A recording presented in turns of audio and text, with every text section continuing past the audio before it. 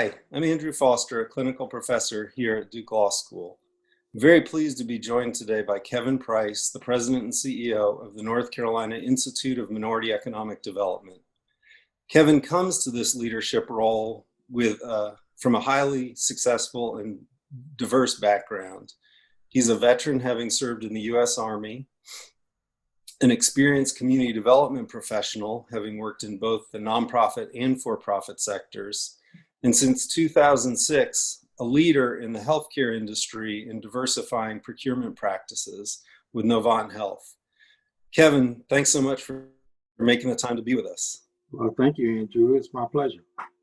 So, not everybody maybe is familiar as I and some of the other folks around the law school in Durham with the Institute. Can you tell us just a little bit about the organization, its mission, what you're trying to accomplish? Well, I'm happy to do that. The Institute has been in existence since 1986.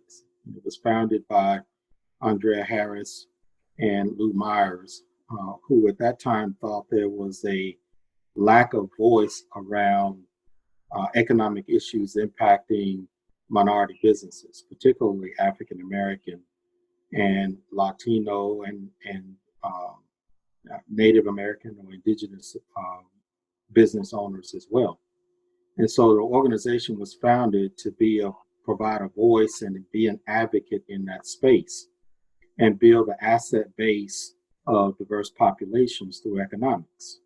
Right. So that's really its charge, is how can it leverage those resources that many diverse businesses may not know exist and bridge those relationships between diverse businesses and corporations and the public sector as it relates to the government sector and elected officials to create a more inclusive environment for diverse businesses to succeed.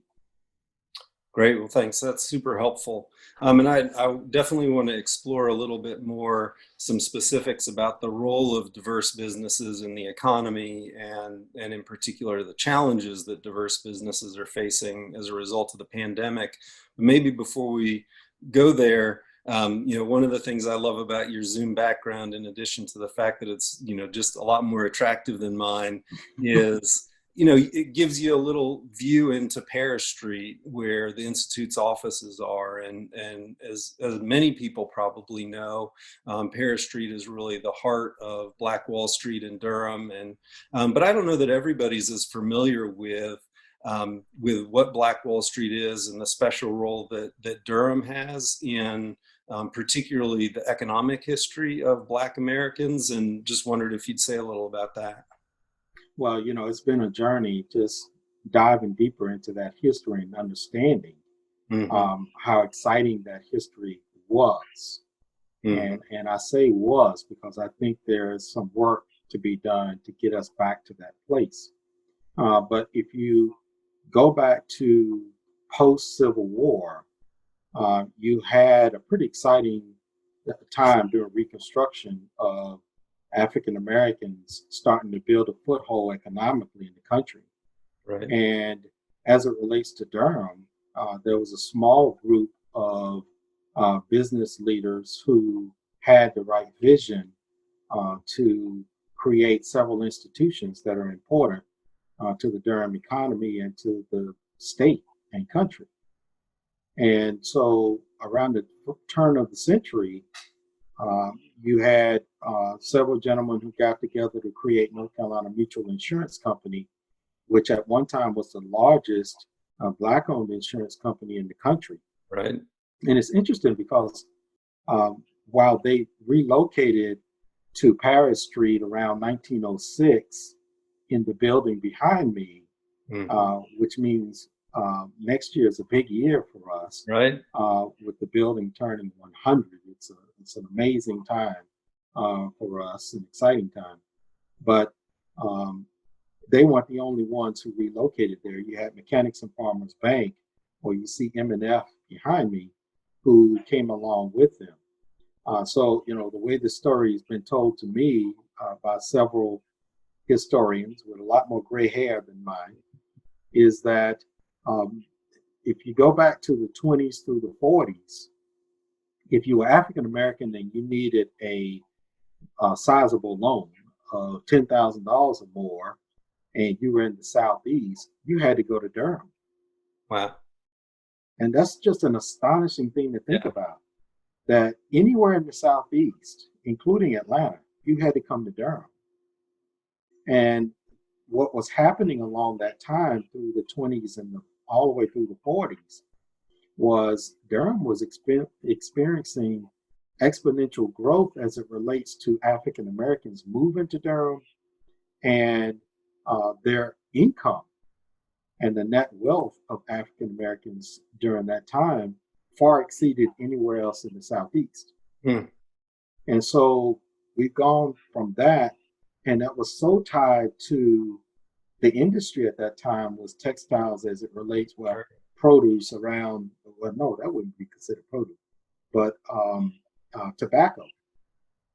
And so these gentlemen were closely aligned with um, the white business leaders of Durham at that time, led by the Duke family, Hmm. and they were very close with each other. So these guys started North Carolina Mutual and the bank with the support of the white community, business community. And I think that's something we have to return to, is how do we get back to that type of spirit in Durham where we all see an opportunity for us to grow together for the betterment of the city. Yeah. No, for sure, and it is a fascinating history, and for people who don't know about it, it's definitely worth learning a lot more about because it was a very unique and special time when we can all learn a lot from.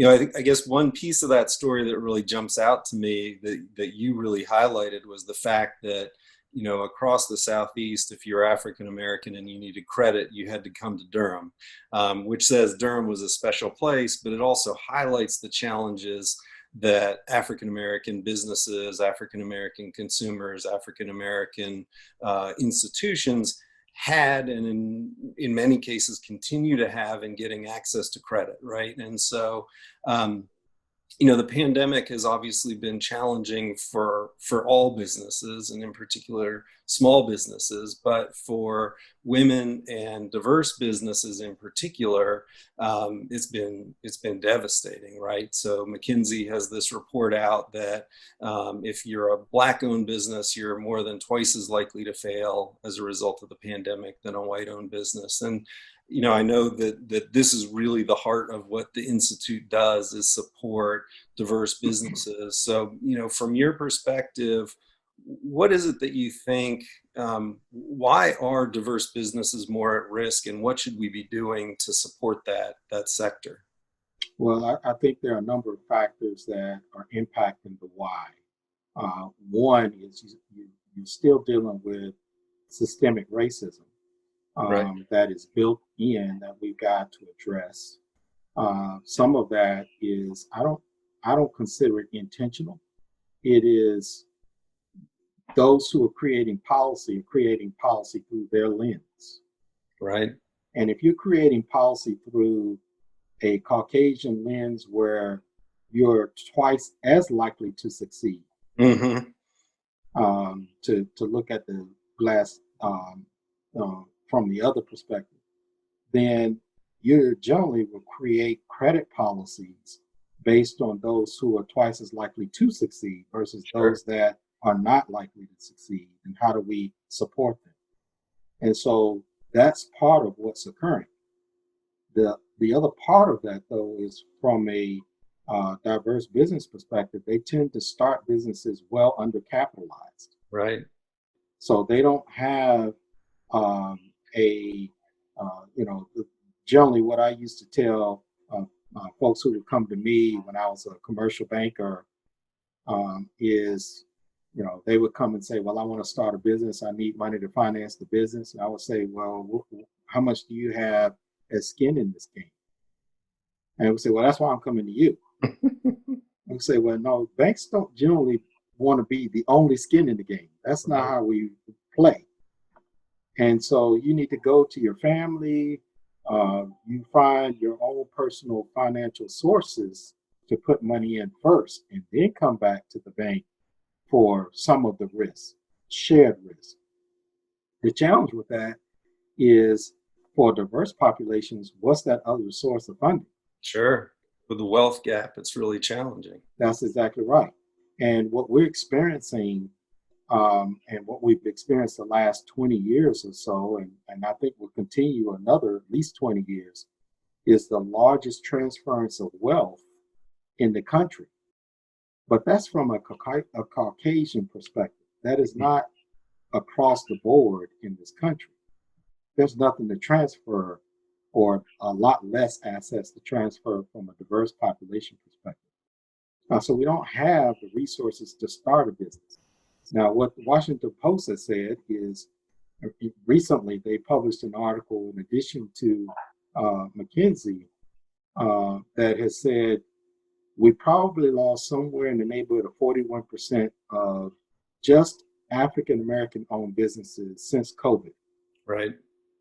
We've lost another 35, 36% of Hispanic businesses during that same time period. And so, how do you rebound from that? Yeah. Because what that translates to for me is a loss of jobs, a loss of people having the ability to pay for their health care, a loss of people being able to shop in those local stores. And so there's this ripple effect that occurs that many people don't necessarily think about. It will eventually impact you. You're somewhere downstream in that ripple effect. Right. Yeah, I mean, a lot of challenges, and you've talked about systemic racism and the real barriers that creates. We've talked briefly about the racial wealth gap. For folks who don't know, the estimates are that white households on average have $171,000 of assets, and Black households have 17,000. Latinx households have roughly 21,000 of assets based on Federal Reserve data. So, we're talking about 10-to-1 disparities. And some would say that African Americans are starting to experience a negative net worth. Sure. Yeah. So it's just astonishing, the wealth gap. Yeah. So, at the same time, so, the project, it seems to me, and I'm curious your thoughts about that. People are in the streets demanding a more just and equitable society, right? And so I guess the question is, what role do you see diverse business having in that project, right? I mean, is the goal to make markets work more efficiently and fairly so that everyone gets the chance, or do we really need to rethink basic structures of society? Well, if you were to ask my college-age kids, they would say that foundationally, our structure is hugely flawed. Sure. And needs to be torn down and rethought. I am not quite that militant. I think that I'm a little bit more middle of the road, that we need to tweak the system a little bit to work better for all of us, so that we all have an opportunity. So I think corporations have a role to play as we think about who you do business with. And I used to always argue with previous executives that we're asking the community to do business with us, but are we doing business with the community? So if we are taking resources out of the community because we're looking at just lowest price, and you're saying, well, I want to give you the cheapest price, it doesn't matter how cheap it is if I have no money. Cheap is irrelevant. Right. So I think it's a reciprocal relationship. And in banking, we used to talk about community reinvestment. I think that's what most corporations, if not all corporations, need to be thinking about. We need to reinvest in one another. So if I'm doing business with you, how much of my money am I reinvesting in the community that I'm actually expecting to do business with me? Well, and I know you had great success at Novant, right? I think, you increased the diversification of procurement, by something like 500%. By the time you left, there were more than 550 diverse suppliers that were working with Novant. So, you've seen that that works. How do you scale that? Is that kind of where the Institute and organizations like the Institute play a role? I think so. It is the Institute getting in front of corporate leaders, getting in front of elected officials, and really educating them on what we've talked about today. But understanding there's a bigger responsibility to the community that we all can play a role in impacting. Hmm. And you can't just look at this through the lens of savings for a corporation, but we have to look at it more holistically than that. So I think there's a role for all of us to play, but I don't let diverse businesses off the hook either, Hmm. because many of them will start to grow. And I would often hold them accountable as well and say, well, who are you doing business with? Right. So it's not enough that you're asking the corporation to do business with you as a matter of diversity and inclusion, but also you have a responsibility to do business with other smaller diverse companies. So we all grow. So there's shared responsibility across the board. Yeah. Well, I think just to give, everyone some perspective, right? Going into the pandemic, and this is why the loss of those 47% of businesses is so significant. There was something like 1.1 million diverse businesses in the US, employing more than 9 million people and accounting for more than $1 trillion of economic output. So this is a part of the economy that really moves the needle.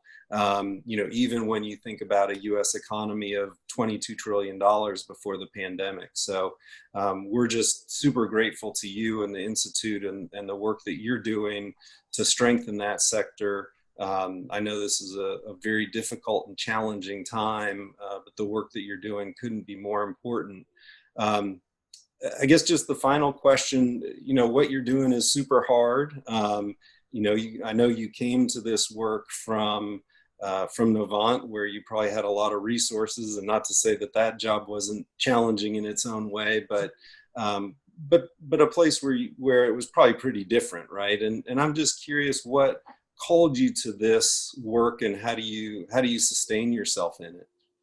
So I think what I would say is a lot of what's driving me is faith based. Mm-hmm. So I believe there's a calling for this kind of work because, to your point, it is incredibly difficult at times. There are days where I feel like I'm winning and I'm running around the bases. And then there are days where I get caught between bases and I'm having to backtrack a little bit and go back to first base. And those can be challenging days that if you're not rooted and based um, in a higher calling to do this work, it's easier to walk away from it. But I often think, Andrew, about my family members who, I have a grandmother who started a salon in her house, and she was a beautician for many, many years. And I have aunts that can bake like nobody's business. Mm-hmm. And I've had uncles and my dad who have had side businesses. And I have a sister that's an entrepreneur. And I often think of them because this is really about giving voice to them in rooms that I've been fortunate enough to sit in with those who can make decisions that ultimately could end up impacting not only my family members' lives, but countless others who are entrepreneurs who just need a help. They don't want a handout, they want to help. And so if I can be that voice in the room of reason and CEOs will listen to me and executives will listen and say, that makes sense. Let's do something about that for the betterment of our community. Then I think I have served a purpose for my life. Mm-hmm. Um, and so I'm just incredibly honored to be able to do that. Well, there's not much more to say after that. We really appreciate you making the time to take us to Paris Street virtually, and we look forward to being together in person soon. Thank you for all you're doing, and thanks for taking the time to talk with me. My pleasure. My pleasure. Anytime. Have a great afternoon. You as well.